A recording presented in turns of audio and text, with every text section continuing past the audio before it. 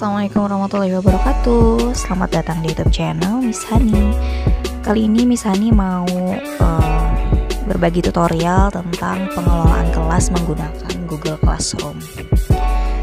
Karena dalam kondisi seperti ini anak-anak masih belajar di rumah ya. Jadi alangkah baiknya kita memanfaatkan teknologi yang disediakan oleh Google dengan kelas online.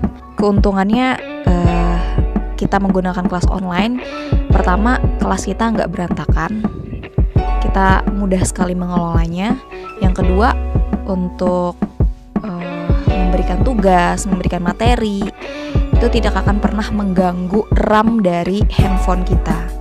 Kalau misalkan kita menggunakan WA, mungkin RAM-nya akan sedikit berkurang karena banyak kita ngirim-ngirim materi, misalkan foto atau video. Nah, kalau kita menggunakan aplikasi Google Classroom, itu akan menghemat dalam segi memori. Oke, langkah pertama, pastikan kita punya akun Gmail. Lalu yang kedua, download aplikasinya di Play Store. Kita ketik saja Classroom. Nah, install, tunggu beberapa saat.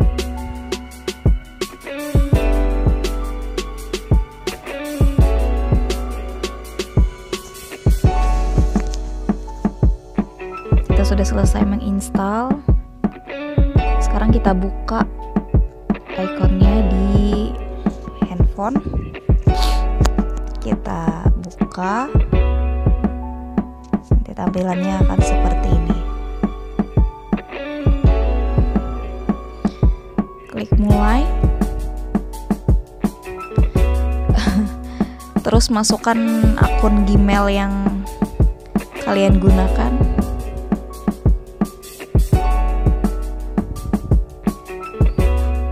Kalau misalkan belum pernah sama sekali menggunakan Google Classroom ini, mungkin tampilannya akan sedikit berbeda dari punya Miss Hani ya.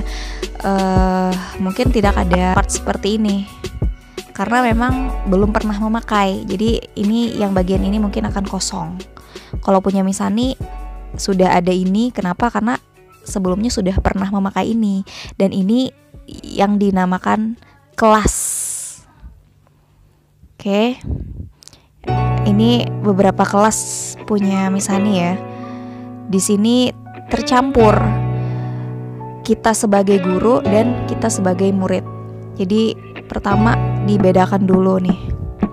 Nah, kalau yang ini Miss Hani sebagai murid di sini. Ini kelas orang lain. Ini juga kita sebagai murid. Nah, kalau kita sebagai guru, nah ini kita sebagai guru. Ini nama kelasnya kelas 7B. Karena Miss Hani ngajar IPA, Miss Hani kasih nama kelas IPA. Di sini jumlah siswa yang bergabung pada kelas. Jadi bedanya kelas kita sendiri itu bentuknya seperti ini. Kalau kita sebagai murid bentuknya seperti ini.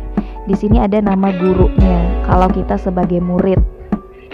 Kalau kita sebagai guru, di sini ada jumlah siswanya. Oke, sekarang Miss Hani ngajarnya sebagai guru ya. Jadi langkah pertama kita bikin kelas dulu. Bikin kelas, di sini ada tanda tambah ya. Ada ikon tambah, klik aja. Nah, di sini ada gabung ke kelas, ada buat kelas. Karena kita kondisinya sebagai guru, kita buat kelas. Ini centang saja, terus dilanjutkan. Nah, apa nama kelasnya? Kelas 7C. Kelas 7C. Kelas 7C, terus mata pelajarannya misalkan prakarya.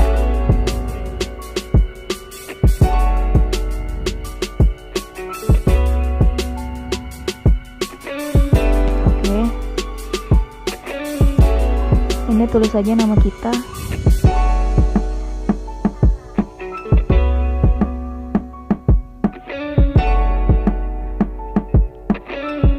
Terserah aja mau nulis apa. Terus kalau sudah selesai, klik ada ikon buat di sini. Nah, ini adalah kelas yang baru saja kita buat. Di sini masih kosong ya. karena belum ada siswanya. Oke, terus kita mau menambahkan siswa. Di sini ada ikon pengaturan ya. Nih. Nah, nih kode kelas. Nah, itu yang dibagi kepada siswa untuk bergabung ke kelas 7C. Setiap kelas yang kita buat beda-beda kodenya. Jadi ingin mengundang siswa memberi kode kelas, pastikan kode kelas yang benar yang diberikan kepada siswa kita. Oke, simpan saja.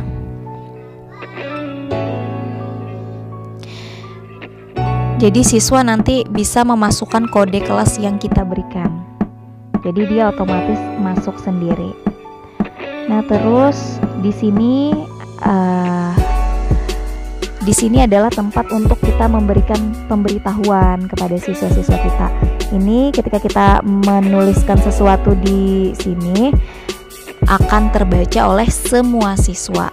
Artinya interaksi untuk seluruh siswa. Kayak kita update status di sosial media. Nah, kita coba. Di sini ada, ini kalau kita mau melampirkan apa, misalkan link, misalkan gambar atau apa, ini untuk mengirim. Oke. Nah, ini mau kita lampirkan apa aja, bisa pemberitahuan apa aja. Sini, oke. Ini kelas 7C. Kalau misalkan kita mau memberikan pemberitahuan kepada semua kelas yang kita bikin, kita bisa klik di sini. Nih. Nah, bisa kasih tanda centang aja. Nih, seperti itu. Supaya nggak susah nulisnya maksudnya, tapi ini di cancel aja. Soalnya ini kelasnya takut mereka bingung nanti. Oke. Kita kirim. Nah, ini pemberitahuan ini masuk hanya di kelas 7C saja. Oke, sekarang kita mau mencek murid ya di sini. Murid yang ada di kelas. Di sini kita mau memberi materi dan tugas. Kalau di sini jangan memberi materi di sini. Ini ruang untuk diskusi mereka. Oke, kita ke anggota dulu. Nah, di sini karena tidak ada siswanya, jadi hanya ada pengajar aja. Jadi kalau kalian mau menambahkan sendiri siswa, bisa klik di sini. Mau menambahkan guru pengajar di kelas ini juga bisa, tinggal klik di sini. Atau ketika siswa memasukkan kode kelas, dia akan masuk otomatis. Kalau kita mau menambahkan, klik aja. Nah, tulis nama dan emailnya atau emailnya. Nanti ya secara otomatis akan mengundang mereka. Oke, sudah. Ini forum, klik forum, nanti kembali ke sini. Klik anggota ke sini, klik ke forum, kembali ke sini. Nah, terus kita mau memberi tugas ya. Di sini ada tugas kelas, klik aja tugas kelas. Nah, terus ada tanda tambah di sini. Ada tanda tambah di sini, kita klik saja. Nah, nanti akan muncul beberapa ini ya. Beberapa ini kalau kita mau beri tugas, nih sama tapi bentuknya jawaban singkat. Terus ini materi kalau kita mau beri materi. Topik itu untuk mengatur bentuk kelas kita aja, kayak penyimpanan dokumen agar lebih rapi aja. Jadi sebelum kita ngasih materi, oke, kita buat topik dulu nih. Klik topik. Misalkan materinya apa? Kalau misalkan di prakarya itu ada topik bab 1 misalkan. Nah, ini topiknya ya. Di sini ada ganti nama topik, hapus topik, biasa aja. Terus kita mau membuat materi sekarang. Materi judulnya misalkan di prakarya itu ada bahan serat. bahan serat alam. Nah, di sini ada tulisannya topik, kan tidak ada topik. Kita mau memasukkan bahan serat alam ini ada di materi bab 1. Kita klik aja topik bab 1. Nah, seperti itu, simpan. Nah, nanti materi bahan serat alam ini adanya di bab 1. Oke, di sini deskripsi terserah mau apa ditulis, misalkan simak video berikut. Nah, terus materinya kita bisa melampirkan, ada ikon ini. Nah, ini kita mau melampirkan misalkan materinya dalam bentuk video, dalam bentuk gambar, atau dalam bentuk link YouTube. Di situ nanti melampirkannya. Oke, kita klik. Nah, seperti ini. Oke. Di sini kalau kita mau ngambil materi dari Google Drive kita. Kalau di sini kalau kita mau berbagi link, misalkan kita ngambil link YouTube. Ini kalau kita mau berbagi materi melalui handphone kita, file yang tersimpan di handphone. Ini mau diambil secara langsung, ini mau direkam secara langsung juga. Oke, kita mau menambahkan link saja ya. Atau satu-satu diklik, misalkan di Drive. Nanti larinya begini. Nah, oke, kita kembali. Kalau misalkan linknya, nah, kalau misalkan mau berbagi link, pastikan link yang ingin dibagi itu sudah kalian copy ya. Jadi tinggal dipaste di sini aja. Nah, tempel. Oke, ini link apa ini ya? Tambahkan. Nah, seperti itu.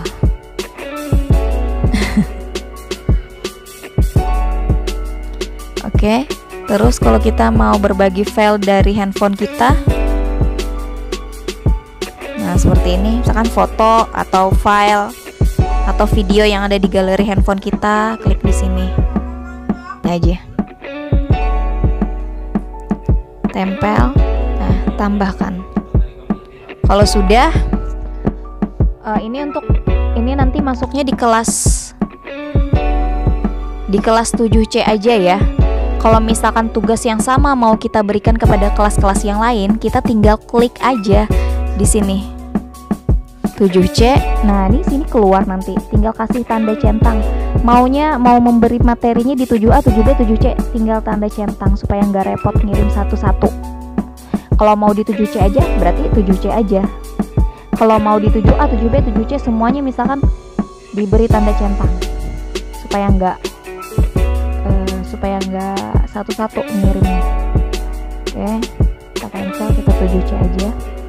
Karena di sini sudah ada kelas-kelasnya Miss Hani di sini. Jadi kalau misalkan Miss Hani masih kesini nanti mereka bingung. Oh, ini ada apa nih? Ada tugas nih. Nah, makanya kita ke 7C aja karena muridnya belum ada. Oke, kalau sudah selesai semua ini, judul sudah ditulis, deskripsi sudah ditulis, materi sudah masuk ke dalam topik, supaya tidak berserahkan filenya, dilihatnya enak, makanya dimasukkan ke dalam topik. Terus materi sudah dilampirkan, kita klik icon yang ini. Nah, sudah deh selesai. Materi sudah mereka dapatkan. Jadi nanti ada pemberitahuan dari mereka. Oke, itu memberi materi ya. Ini masuk di bab 1. Sekarang kita mau memberi tugas. Klik ikon tambah. Ulangi, di sini ada tugas kelas, ada ikon tambah. Di sini kita pakai tugas. Nah, ini tugas. Misalkan tadi bab 1. Deskripsinya, jawab tugas berikut.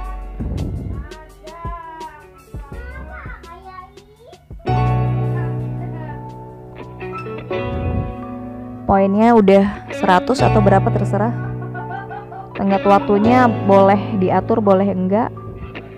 Topiknya misalkan bab 1.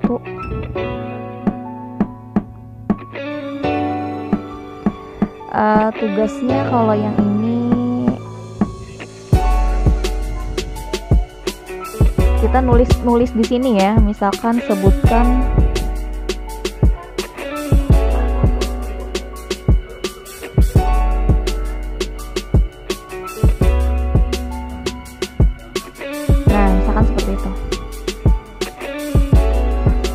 tenggat waktu, tidak ada batas waktu, artinya kapanpun mereka mengirim akan diterima oleh kelas.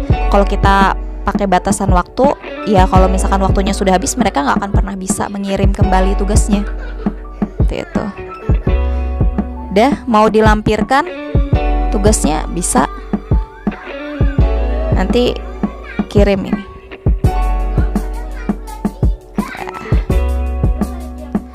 Itu tugas yang ini. Sekarang bentuk pertanyaan. Itu tadi yang ini ya. Nah, sekarang kita coba yang bentuk pertanyaan. Yang bentuk pertanyaan jawaban singkat ya. Misalkan tadi pertanyaannya.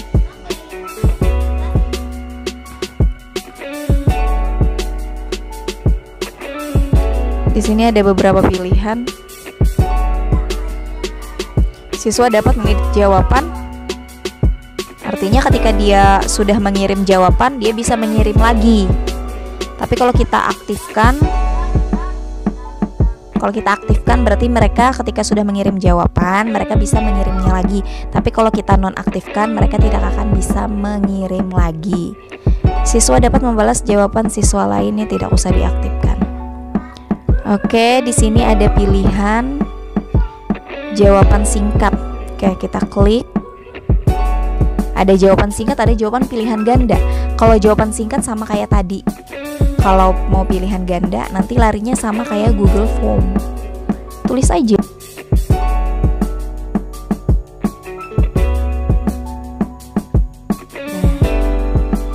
Nah, di sini ada tugas. Nah, ini lewat foto.